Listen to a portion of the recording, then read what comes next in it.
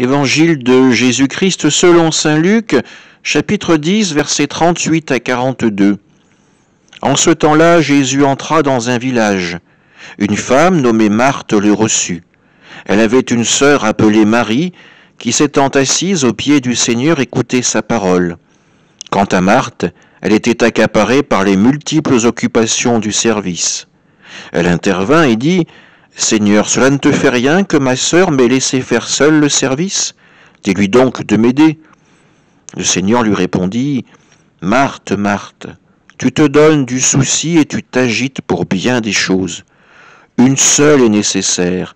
Marie a choisi la meilleure part, elle ne lui sera pas enlevée. » Acclamons la parole de Dieu. Cet évangile de Marthe et Marie nous interpelle toujours quand nous l'écoutons, puisque notre cœur penche pour prendre la défense de cette pauvre Marthe qui s'est épuisée au service pour bien accueillir son hôte, pour bien accueillir Jésus, et sa sœur, elle, semble plutôt être dans la paresse d'une écoute passive de Jésus. Pourtant, Jésus lui dit « Marie a choisi la meilleure part, elle ne lui sera pas enlevée. » Ce que Marie a reçu, c'est la parole du Seigneur, la parole de vie. Cette richesse, elle la gardera toujours dans son cœur, dans son âme.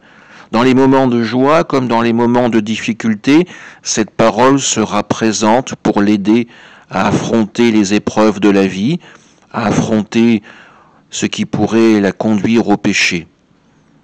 Marie a fait l'acquisition d'un trésor magnifique.